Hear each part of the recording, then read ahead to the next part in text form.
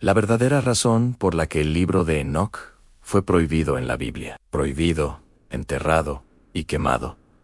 El libro de Enoc reveló un mundo de rebelión divina que la Iglesia nunca quiso que usted viera. En los márgenes polvorientos de la historia teológica, yace un texto tan controvertido que fue sistemáticamente borrado de la conciencia colectiva durante casi 2 milenios. Un libro que, a pesar de ser citado por los propios apóstoles y venerado por las primeras comunidades cristianas, fue declarado apócrifo, peligroso y finalmente prohibido. Este no es otro que el libro de Enoc, un manuscrito que detalla una cosmología tan vasta y perturbadora que amenazaba con derrumbar los cimientos mismos de la doctrina que la Iglesia primitiva intentaba consolidar. Su exclusión del canon bíblico no fue un simple descuido editorial, ni una decisión basada únicamente en su dudosa autoría. Fue un acto deliberado,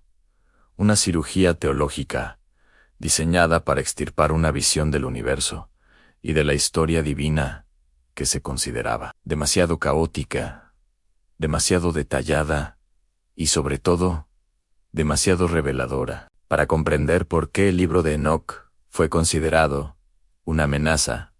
Debemos sumergirnos en su contenido. A diferencia de los textos canónicos, que a menudo hablan en parábolas y generalidades, Enoc ofrece un relato explícito y casi periodístico de los eventos antediluvianos. Su narrativa central gira en torno a los vigilantes, un grupo de 200 ángeles, que, liderados por figuras como Shemiasa y Azezol, descendieron al monte Hermón y rompieron su juramento sagrado. No solo tomaron esposas humanas, un acto que dio origen a una raza de gigantes destructivos, conocidos como los Nephilim, sino que también impartieron conocimientos prohibidos a la humanidad. Azezol enseñó a los hombres el arte de la guerra, la forja de espadas y escudos. Otros ángeles revelaron secretos de la cosmética, la hechicería, la astrología y el uso de las plantas. En esencia, Enoc describe la corrupción de la humanidad,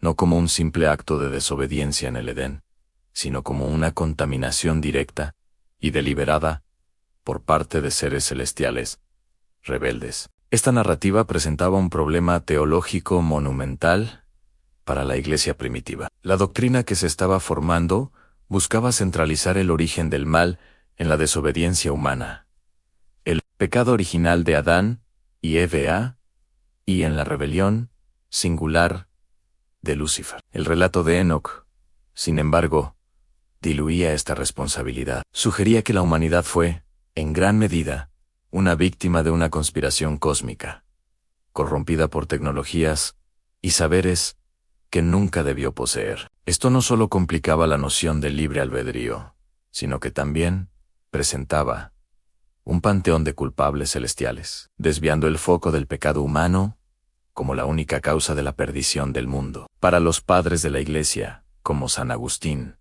que trabajaban para consolidar una teología coherente sobre el pecado y la redención. La historia de los vigilantes era una complicación inaceptable. Era más sencillo, y teológicamente más limpio, culpar a la humanidad y a un único adversario, Satanás, que lidiar con una rebelión celestial en toda regla con múltiples actores y consecuencias. Otro factor crucial en su prohibición fue la detallada cosmología y angelología que presenta. El libro de Enoc no se limita a la tierra, lleva al lector en un viaje a través de los 7 cielos, describiendo la jerarquía angelical, las funciones de los arcángeles, como Uriel, Rafael y Sariel, y la estructura misma del universo. Enoc describe los almacenes de la nieve y el granizo, los portales por donde salen las estrellas y las cámaras de los vientos. Ofrece una visión del cosmos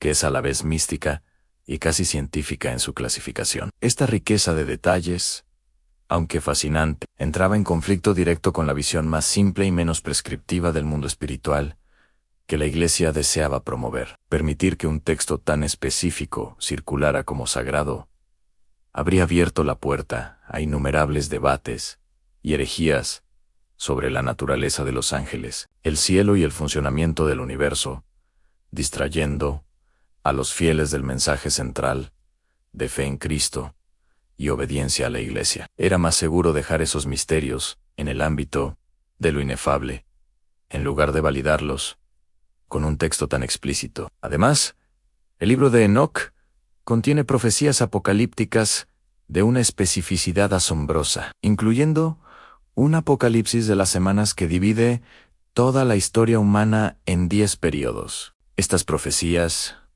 aunque alineadas en espíritu con el Apocalipsis de Juan, ofrecían un cronograma diferente y detalles adicionales que podían generar confusión y falsas expectativas mesiánicas. En una época en la que el fin del mundo era una creencia inminente y palpable, tener múltiples guiones apocalípticos compitiendo entre sí era una receta para el cisma y el pánico. La Iglesia necesitaba una única narrativa autorizada sobre el fin de los tiempos, y el Apocalipsis de Juan, con su enfoque cristocéntrico y su lenguaje más simbólico, fue el elegido. El Apocalipsis de Enoc, con su énfasis en el juicio de los ángeles caídos y su detallado calendario cósmico, fue considerado redundante y potencialmente desestabilizador. La cuestión de la autoría también jugó un papel, aunque quizás más como una justificación conveniente que como la razón principal. El libro se atribuye a Enoc, el bisabuelo de Noé, quien caminó con Dios y desapareció porque Dios se lo llevó. Sin embargo, los eruditos y teólogos posteriores argumentaron que el texto fue escrito mucho más tarde, probablemente entre el 300 a.C. y el 100 después de Cristo. Esta datación lo convertía en un texto pseudoepigráfico, es decir, falsamente atribuido a una figura del pasado, para darle autoridad, para concilios como el de Laodicea, en el siglo IV, que buscaban establecer un canon definitivo y auténtico. La dudosa procedencia del libro de Enoc fue la excusa perfecta para descartarlo. Se argumentó que, si no fue escrito por el Enoc bíblico, no podía ser inspirado por Dios y, por lo tanto, no merecía un lugar junto a los escritos de Moisés o los profetas. Irónicamente, la influencia del libro de Enoc es innegable dentro de la propia Biblia, que lo rechazó. La Epístola de Judas, un texto canónico del Nuevo Testamento, cita directamente al libro de Enoc, en sus versículos 14 y 15.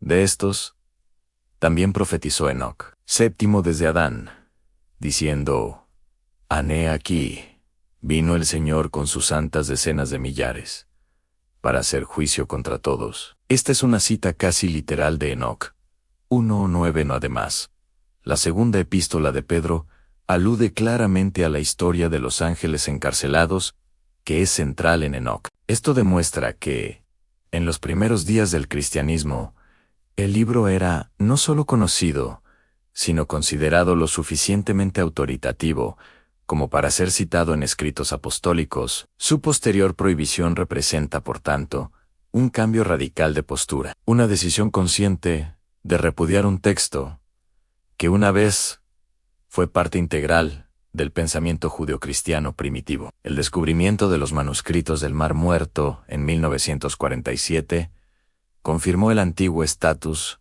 del libro de Enoc. Entre los cientos de textos encontrados en las cuevas se hallaron múltiples fragmentos del libro de Enoc en arameo. De hecho, era uno de los textos no bíblicos más populares entre la comunidad esenia que habitaba en, lo que demuestra su importancia en el judaísmo del Segundo Templo, el mismo contexto cultural en el que vivió Jesús.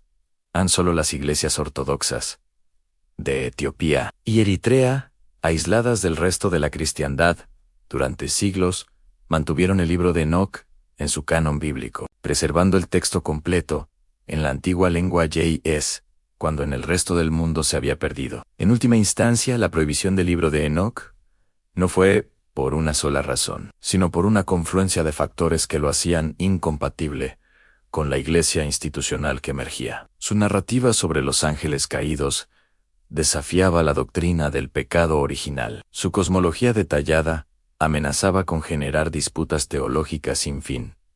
Sus profecías competían con las canónicas, y su dudosa autoría proporcionó la justificación formal para su exclusión. La Iglesia optó por la simplicidad, la coherencia doctrinal y el control centralizado sobre un universo complejo, caótico y lleno de secretos celestiales. Prohibieron el libro de Enoc, no porque fuera falso, sino quizás porque era demasiado específico, revelando un capítulo de la historia divina que preferían mantener cerrado, enterrado, bajo las arenas del tiempo. Un capítulo que, ahora redescubierto, nos obliga a cuestionar que otros secretos y que otras verdades fueron deliberadamente ocultados en la formación de la fe que conocemos hoy.